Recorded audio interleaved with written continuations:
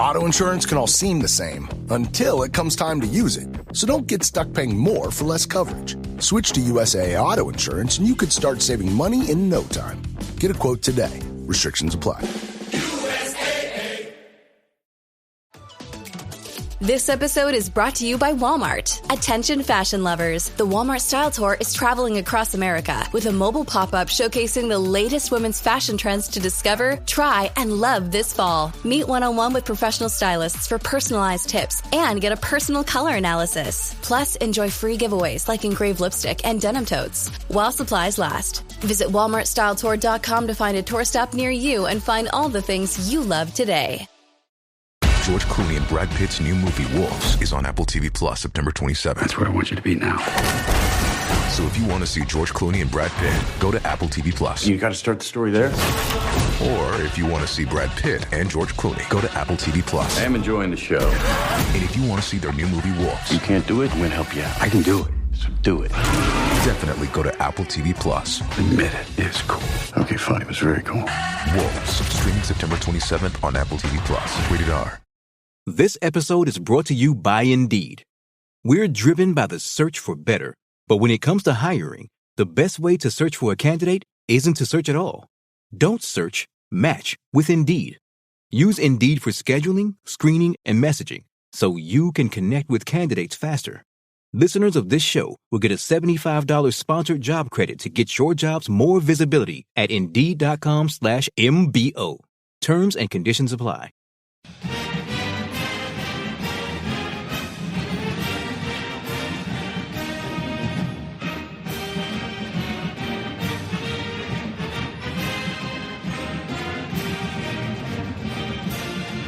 Hi there, Duke fans. Welcome to episode 646 of the DBR podcast. I'm Jason Evans, here for your listening enjoyment. I'm still at the Jersey Shore. I got a little story to tell everybody in just a moment about a foray I made to Atlantic City to do some gambling. But before that, we welcome in Donald Wine. Donald, how you doing today? You don't look like you are in Washington. I am not. I came up to Bridgeport, Connecticut for the evening yesterday. As some people out there know, I am on the advisory board for the Wonder Glow Foundation, which was started by my dear friend Gloria Borges, who was OQuad president back when we were in school. She passed away from colorectal cancer back in 2014, and I've been kind of helping her, or at least the organization, since she started it 13 years ago when she got colorectal cancer. There was a charity event last night led by Craig Melvin from MSNBC, Lindsay Zarnak from ESPN. They put together some sort of golf tournament. And so there was a charity concert last night. I came up to represent the organization at that event. So I am in a hotel meeting room. And Jason, I don't have much time in here before I go back, but it was great to be up here and kind of represent the organization for that. Yeah, so we will move it along then. I'll tell you my really quick story. So I was playing blackjack. I went to Caesars in Atlantic City, and this is a good karma story. I was playing blackjack. There was a woman who was training as a dealer. She wasn't a regular dealer. You could tell there was another dealer like standing over her shoulder, helping her out.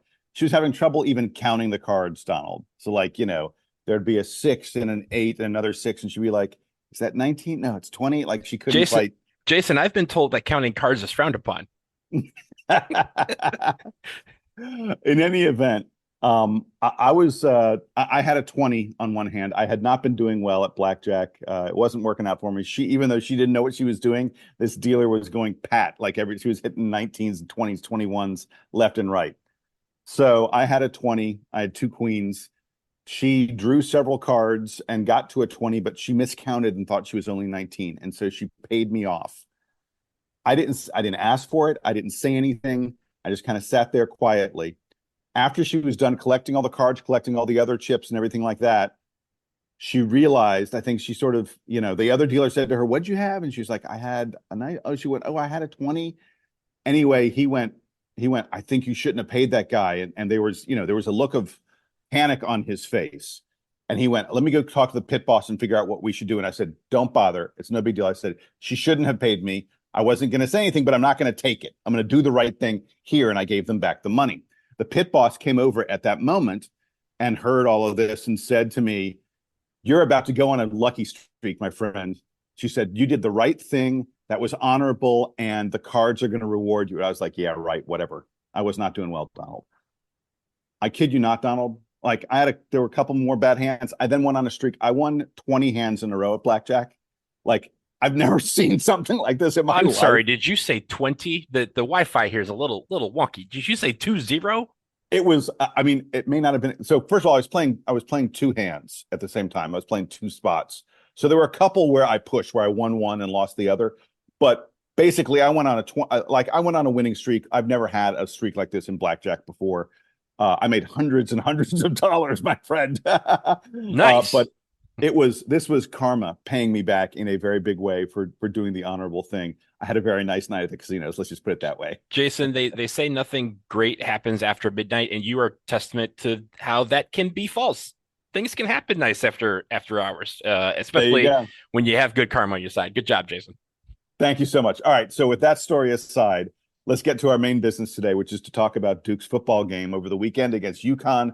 We'll also be doing a little preview of our next game and a couple other items that we have on the agenda. But let's start with that Duke-UConn game. The Blue Devils win it 26-21. Donald, we're going to start with the headlines because, as folks know, we are now asking the listeners to send us headlines after football games, same way we do after basketball games. We got a few nice ones here. The K-Man, David Kerman, chimes in with, I have seen the future of Duke football, and his name is Keyshawn Brown.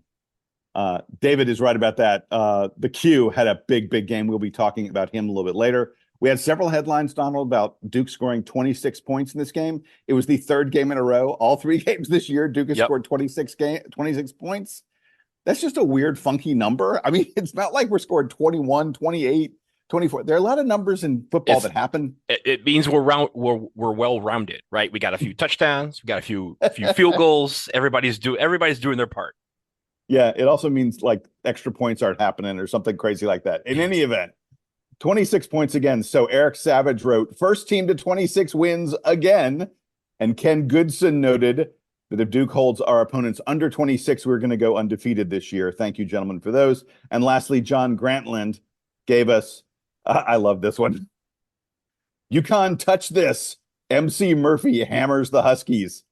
A little 90s throwback there, I think, to MC Hammer. I love it. That was some good stuff. The pants are not as pillowy nowadays, but no. the sentiment remains. Yes, I love it. So those are the headlines. And Donald, I think in terms of our headlines, we have to start with a pair of stars. A pair of stars were born in this game, Star Thomas and Keyshawn Brown. And I'm just going to begin by mentioning, folks, if you listened to us preview the season a few weeks ago, we were talking about, what Duke would have this year. And I said, hey, there's this redshirt freshman. There's this guy who didn't play at all last year, who supposedly has electric athleticism. And that guy was Keyshawn Brown. I spoke about it. He ends up in this game with 11 receptions on 11 targets. Every time we threw it his way.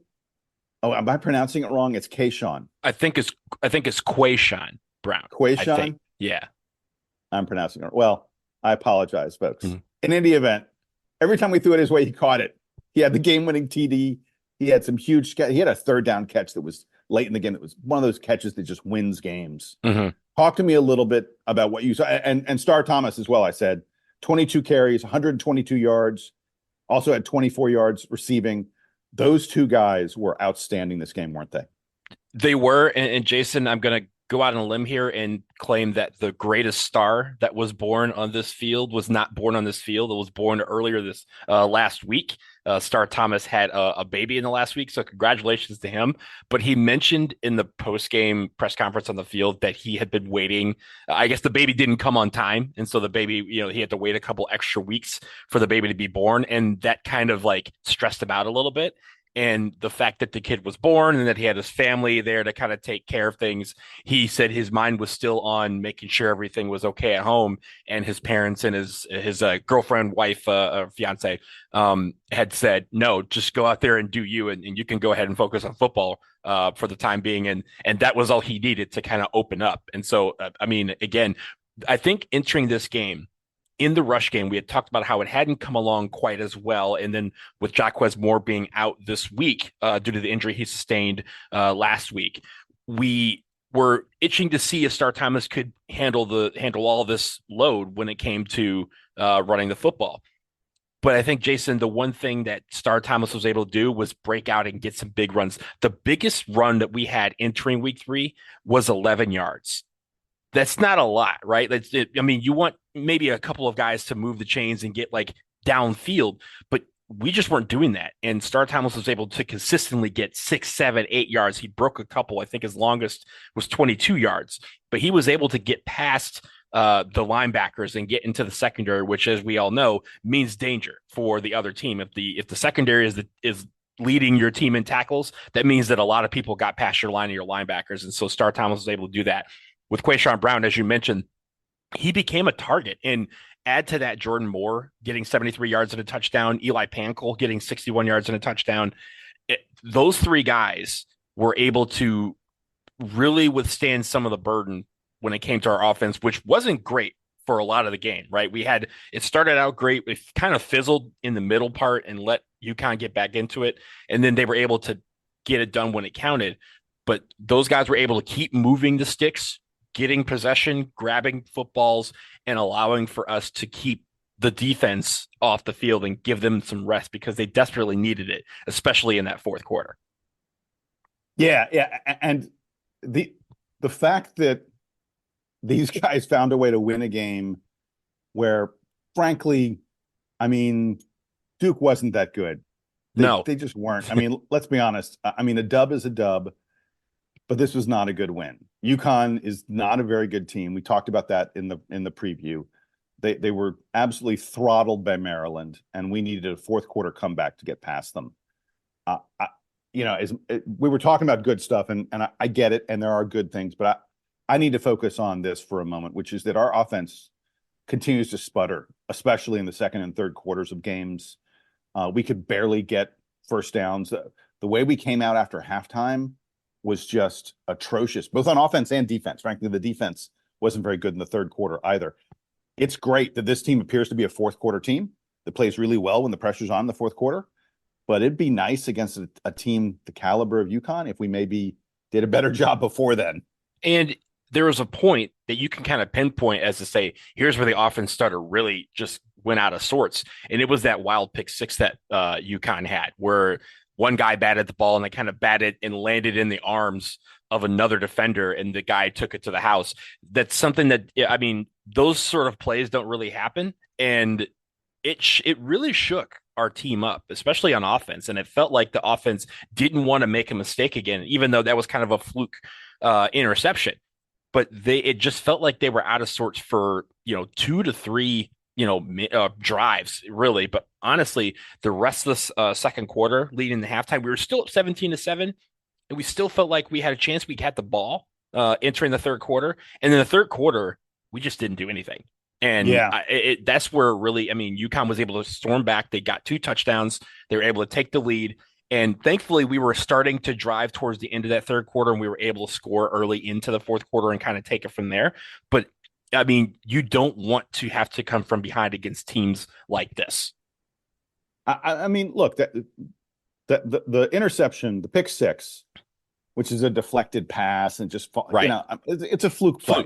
Mm-hmm. It's a complete fluke play. But the way that it seemed to impact the team, the way that it seemed to get into Malik Murphy's head, he spent an hour finding any confidence after that.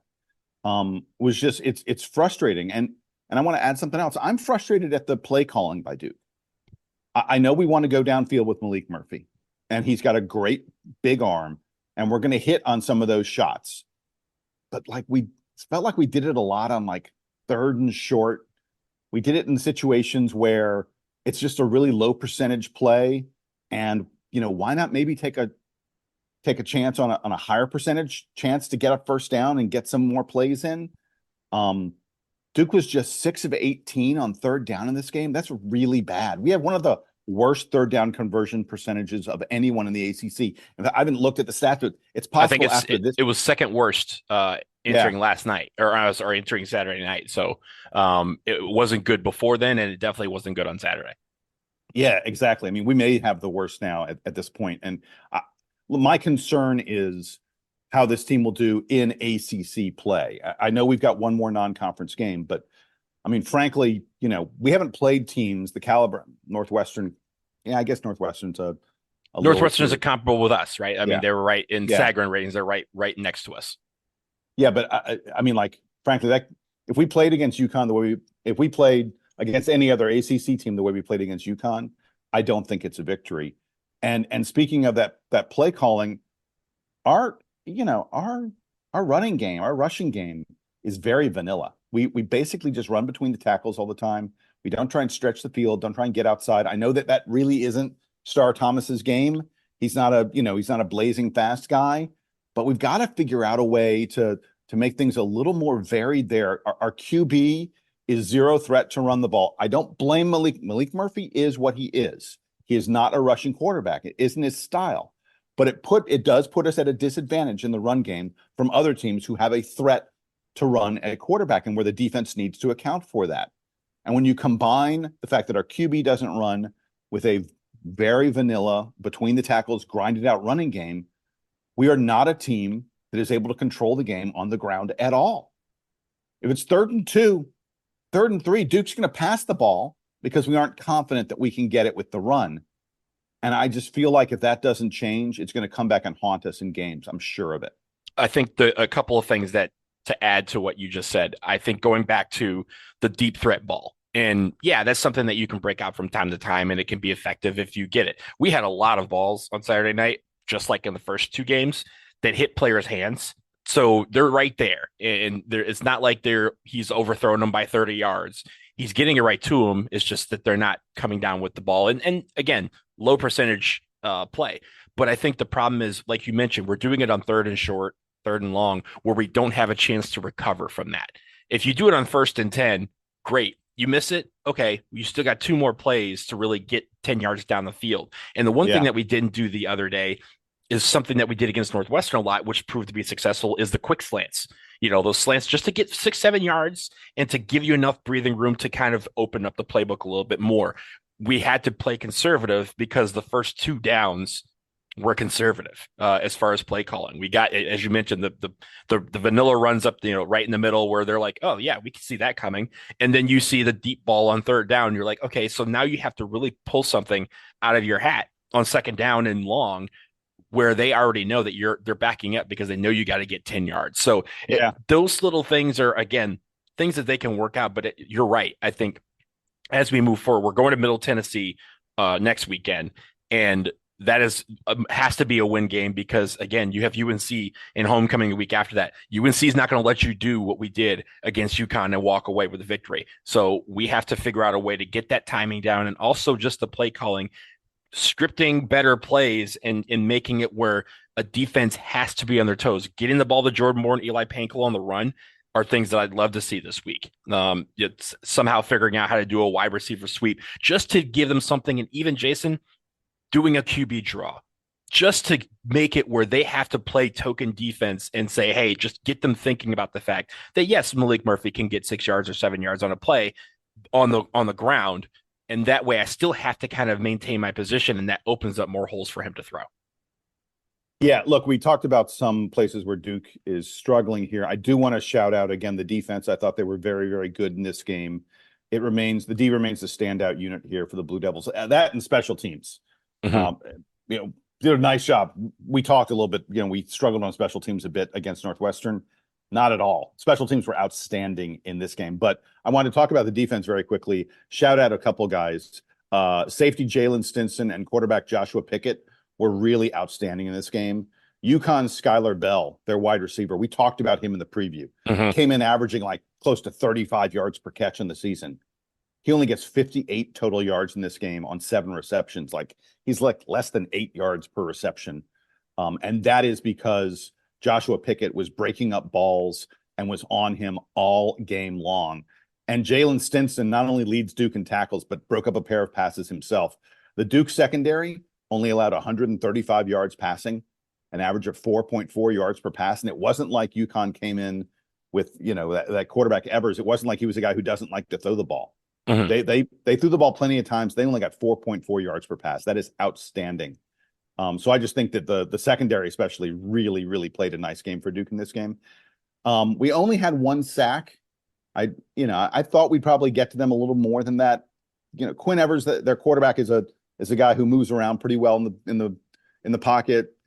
So maybe that's why. But only one sack is a little troublesome. But we did have 7 tackles for loss. Duke continues to be a team that gets folks behind the line a number of times. And I did think we do a good job of keeping Nick Evers from making too many plays with his legs. He is a quarterback who wants to get outside. He had one play where he really got down the sidelines a little bit, but for the most part, our defense played very disciplined and didn't allow him to be a difference on the ground, which is what he wants to do. And, if Duke is going to get bowl eligible this year, then I think it's going to be because of the defense.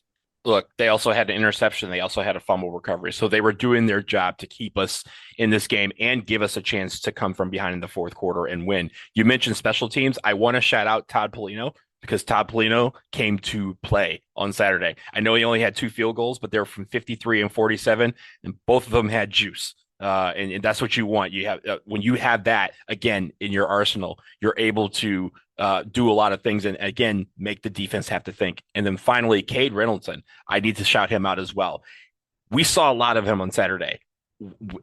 Normally, from your punter, you don't want to see him at all because that means you're not moving the football. But he pinned them back inside the 20, I think, on every single punt. He had 45.7 yard average on his punts, and he was drilling them and making it where, UConn had to start from deep in their back, deep in their territory to try and go all the way down the field to score. That really helps. And I know we were able to keep him out of the end zone on some occasions, but Cade Reynoldsson was doing his part and making sure that, UConn had terrible starting positions and had to do a lot to make the points that they did. So congratulations to him.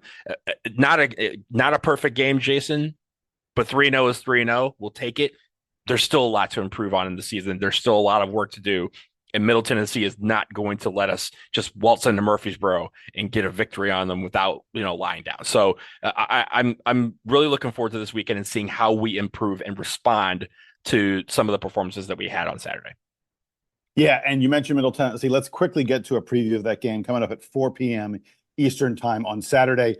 Like you mentioned, it is at Middle Tennessee. I'm not. It's kind of crazy. I'm not sure what's going on there. Usually, a big power conference team, Middle Tennessee's in Conference USA. It's not like they're an FCS school. They're a full regular Division I program, but still, I'm really surprised. They came to Duke last year, or maybe they're coming next year. But we've also done these in the past with Tulane, where we've gone to New Orleans to play them. So it wasn't out of the ordinary. This was something that I mentioned because Murfreesboro is outside of Nashville. It could be a recruiting trip, right? In a way, because you get to, kind of tap into that Nashville area without playing a Vanderbilt. So you kind of get into the area. But yeah, it was interesting that they were on the schedule, but it's not something out of the ordinary that we haven't seen in years past. Yeah. I'm still a little bit surprised. Although on the other hand, Duke isn't a team that has sort of the money that we, in the football program that we buy out. Lots of time a big conference opponent will buy out a road game from another team. Maybe Duke just chose not to do that here. In any event, we come into this game about a 14-point favorite on Middle Tennessee. They are 1-2 on the season so far. They have a 7-point victory over Tennessee Tech, and then a pair of big losses. They lost 52-3 to Ole Miss. Now, look, there's no shame in that. Ole Miss is one of the best teams in the country. Top 5, top 6 in the land. They just beat Wake Forest so bad that Wake Forest is willing to pay $1 million to break the contract that they have to play at Ole Miss next year. So Ole Miss is good. Yeah. Ole Miss is really good, but Ole Miss spanked them 52-3, and I don't think it was even as close as that. Middle Tennessee also lost by 28 points, 49-21 to Western Kentucky.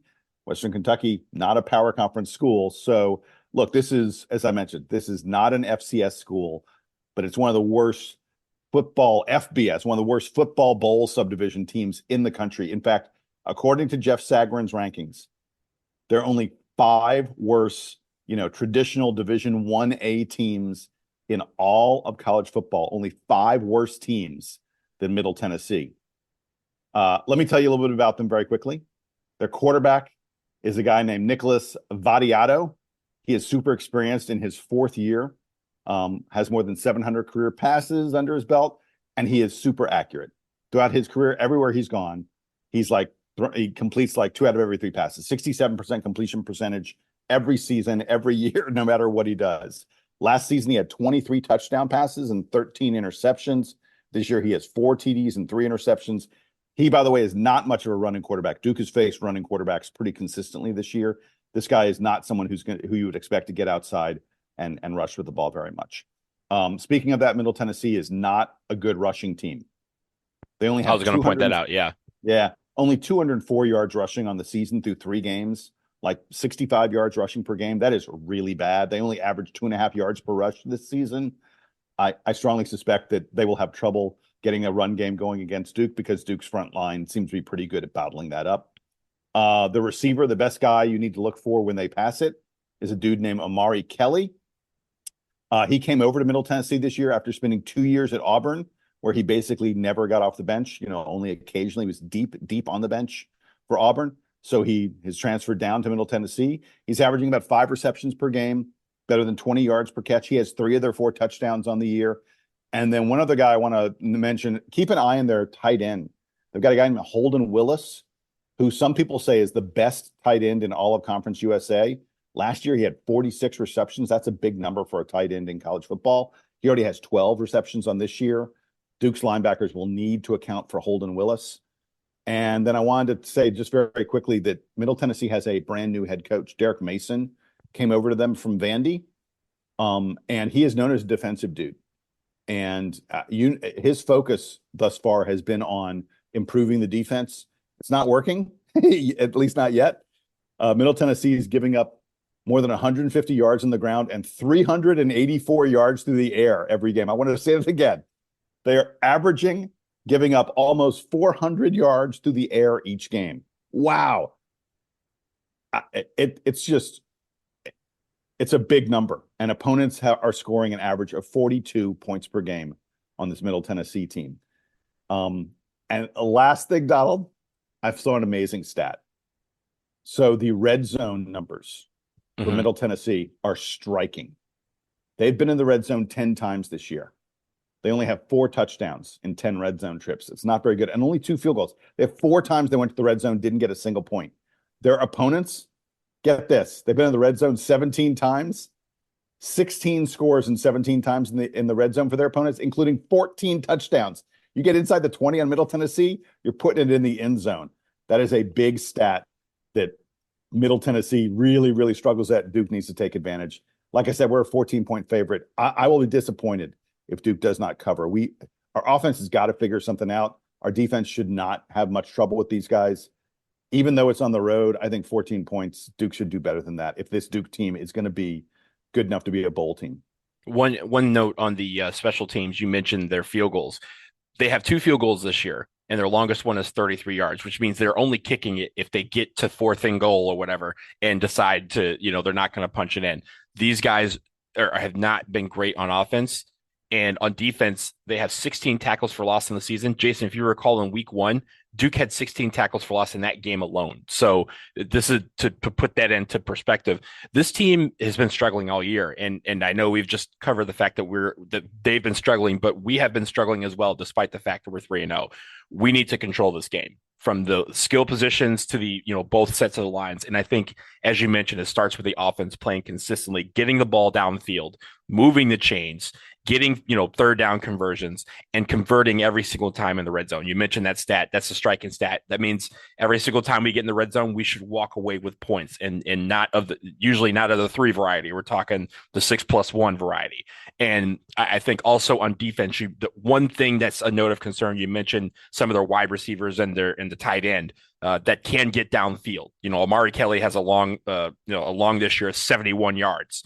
So he can get downfield, and we need to make sure that the defense doesn't give up the big play to bring momentum to the home team, because the one thing that you want to do on the road is send the home fans home early disappointed because you have taken over. This is a game that we need to start from the opening kickoff and go right down their throats, take care of business so we can get home and prepare for UNC. Exactly. And with that, we're going to take a quick break here on the Duke Basketball Roundup. When we come back, a Blue Devil in the NBA who may not be in the NBA much longer. We'll be talking about a story we don't have a lot of details on, but needs to be discussed. That story after the break.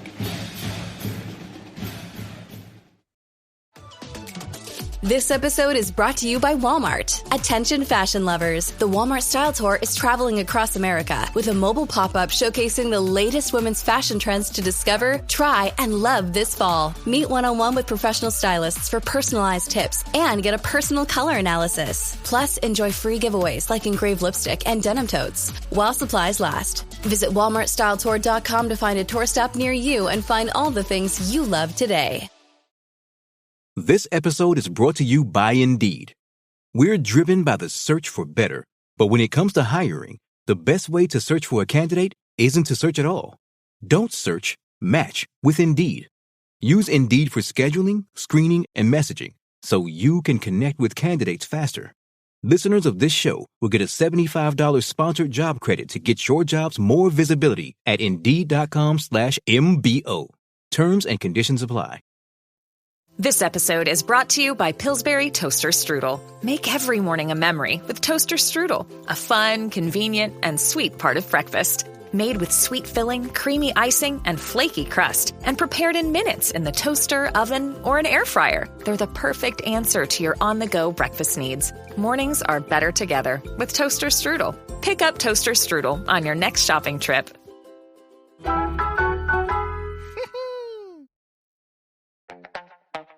This episode is brought to you by Skinny Pop Popcorn. Perfectly popped, endlessly delicious. Oh, so light and crunchy. Skinny Pop Original Popcorn is the snack you've been searching for. Made with just 3 simple ingredients: popcorn kernels, sunflower oil, and salt. Snacking never felt or tasted so good. Perfectly popped, endlessly delicious.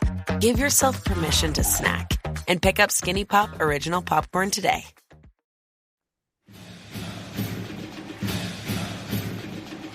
We're back from the break, and Donald, we got some interesting news about a Dookie in the NBA last week, and I want to be careful, really careful here that we don't get too much into speculation. But Sam Charania, am I saying his last name right? I think I am.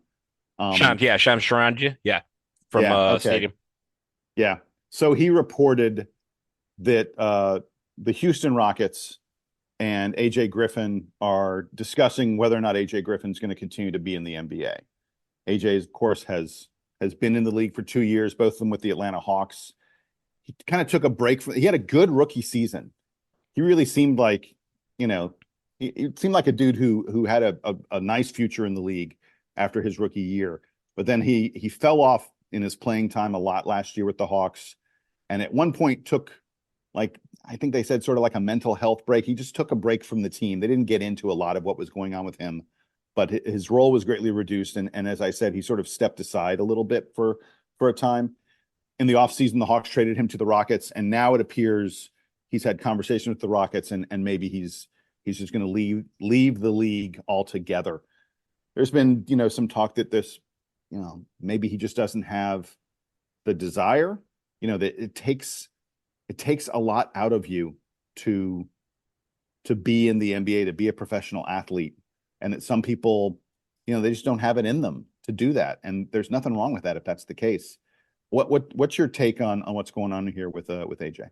Well, first off, and I think you would agree with this, I just hope everything's okay, mentally and physically. Absolutely.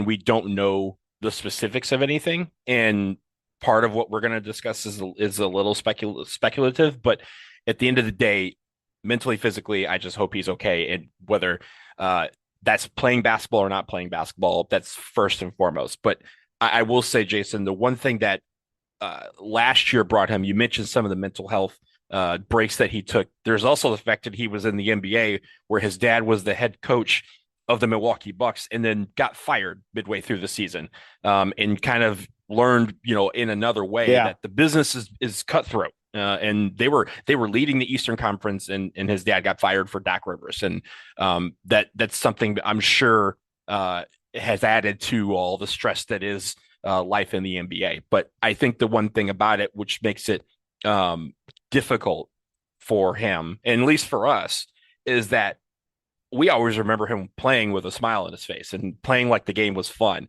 And maybe along this path, the game has not gotten fun for him, and or just something has not gotten fun for him to the point where, you could kind of see it in his play. It was a little bit, a little bit heavier, right? Like a little bit dauntier. It was a little bit sluggish.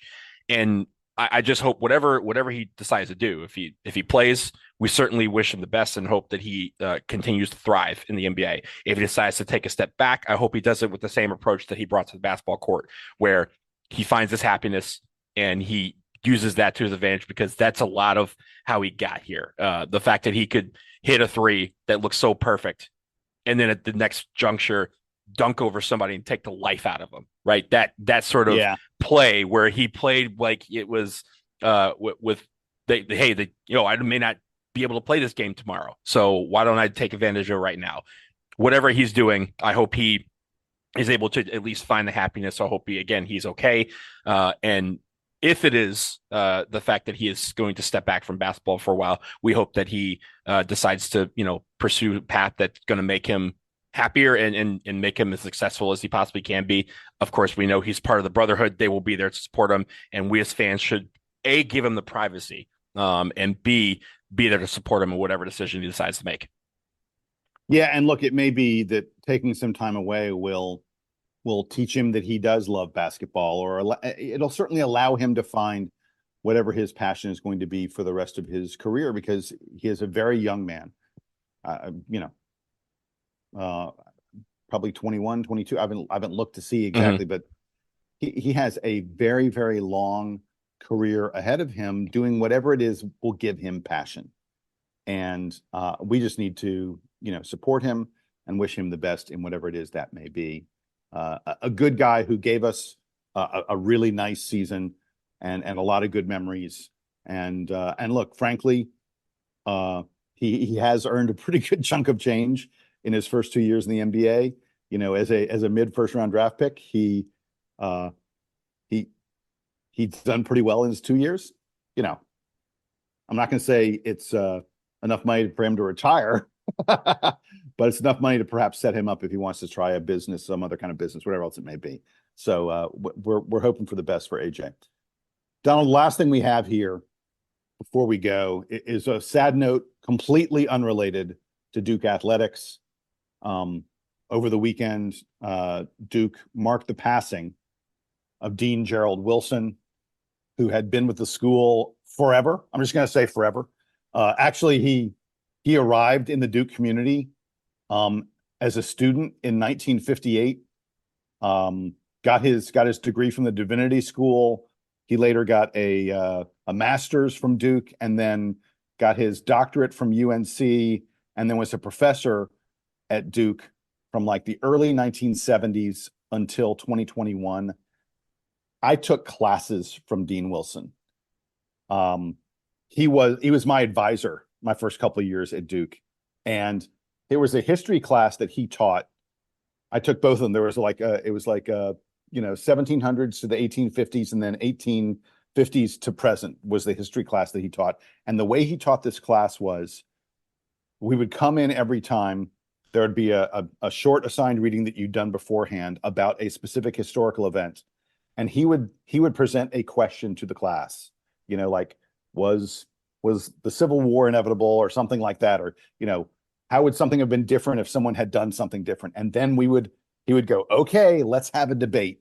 And we would have a debate. And that was the entire class. And you learned history by discussing it with the other students in the class and by him interjecting sometimes. And Donald, I used to play this game. I would sort of hear how the debate was going, and I would take the opposite side, no matter what it was, because that meant that I could do the most talking, because I was like the only guy arguing for my side. And I would try, and usually I could bring people over to my side, because he intentionally would set up these debates. So there wasn't like a definitive yes or no. Like, there were good arguments to be made on either side. I'd hear where everyone else was going, and I'd go, wait a second, let's try this way. I love those classes wasn't even close to it. They were far and away the favorite classes I took at Duke. I was not a history major, but I have to tell you, I considered it for a moment because of Dean Gerald Wilson. The guy was a giant, and I haven't spoken to him in years. A couple times when I went back over the years, I did look him up and say hi. I hadn't spoken to him in years, and now I'm terribly sorry for that because he was a very, very special individual. Yeah, and you mentioned he was your advisor. He was mine as well for 2.5 years. Once I decided I was going to go to law school, he kind of took me by the wing and said, "You're coming to my office, kid." And when I was considering law schools, he actually was the guy who recommended I look at the University of Miami, which was a school I honestly didn't think I'd get into. But he mentioned that with everything that I was doing in the leadership positions, he said, quote, I'll never forget this, "Miami would be stupid if they didn't admit you." That's what he said. And so I was like, oh, okay, nice. Well, let me take that into account. Clearly they weren't stupid. Thank you, University of Miami. But also, Jeff Lamb, who alerted us to his passing last night, was at Duke class of 2000. He was in Meyer Court with me and was a classmate of mine at Miami. So we had the same kind of link that he kind of steered a group of Dukies to make sure that University of Miami was well taken care of by the Duke community. But Dean Wilson was also sharp as a tack, right? Like, despite mentoring thousands of students, over 60 years, that's no hyperbole. He remembered every single one of them. And last time we spoke, we were at an event. It was pre-COVID. It was like a couple years before he retired. And I saw him at an event, and he spent the next 15 minutes gushing over my post-Duke accomplishments to anyone who would listen. And I was like, well, how do you know half of this stuff? Like, I don't post half of this stuff, but he knew. Yeah. And when Dean Wilson spoke, everybody listened. He was a titan at Duke, absolutely the best of the best. And I mean, the amount of stuff that he shaped in my life is immeasurable. So how he'd go to bat for kids at schools, right? A lot of admissions directors are mourning today because they all got those little notes from Dean Wilson about, take a look at this kid. Hey, you better go get this kid before this other school does. He was almost like a recruiter in a way. I wonder how he'd do in basketball because he was that kind of guy and making sure that everybody ended up in the right place. And so there is a scholarship established in the name of him and his wife, Jenny. That was established in 2019. He retired in 2021. I was able to kind of give some words about him when he retired, which was really cool. But Jason, you and I both know Dean Wilson was Duke. He was there long enough that, Duke would not be where it is without him. And his legacy lives through us. It lives through, again, the thousands of people that he mentored and advised in his career. And just some of the, if there's not a building named after him in the next year or so, that we've done something wrong, because he absolutely has earned, even just if that is the worst we can do, he has earned that and a whole lot more. Look, it is rare. It is truly rare for someone to give their life to an institution. And that's what Dean Wilson did. I mean, the amount of time he spent on Duke's campus, I guarantee you, he spent more time at Duke than anywhere else in his entire life. Mm-hmm. And merely calling him, an establishment at Duke is not enough. I am blessed, and you are blessed, and there are thousands of others who are blessed to have him in our lives. And the world and the Duke community is a bit sadder today for his passing. That's going to do it here for the latest episode of the Duke Basketball Roundup. Thanks for joining us. By the way, folks, deep tease for you. We're going to be back in just a couple days. We have an exclusive interview with a member of the Duke staff. We'll be talking to one of the assistant coaches, and we're going to have that for you coming up probably on Wednesday this week. I think that's probably the date. Yeah, maybe Tuesday, probably Wednesday. But look forward to that. Knock on wood. As long as all things can consider along our path are good. We should have it to you in a couple days. Exactly. So we'll have that for you in just a couple days. Until then, he is Donald. I am Jason.